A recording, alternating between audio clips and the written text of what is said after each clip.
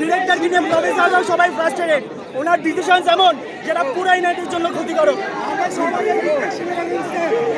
আমাদের স্টুডেন্ট কথা বলতে দেওয়া হয়নি, আমাদের স্টুডেন্ট কমিটি ছিল, জিমখানের অধীন ছিল, এসব হবে না। কিন্তু ডিরেক্টর চায় না যে স্টুডেন্টদের হাতে পাওয়া থাকুক।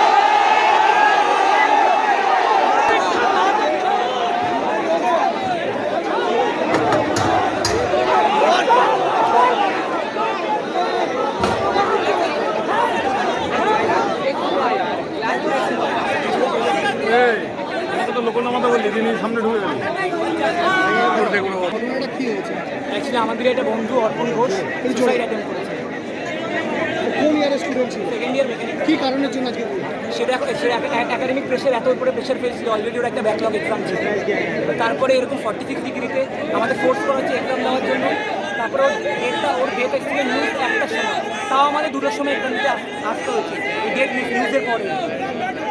কি কারণের জন্য? Academic pressure. কি नाम? अर्पण घोष। और नाम? सब लोग हम लोग को फोर्स करे कि हम लोग ऐसे 46 डिग्री में कर रहे, कोई सिटीजन इवन ना हमारी एक्चुअली अटेंडेंस कम ছিল কারণ বাবার খুব শরীর খারাপ।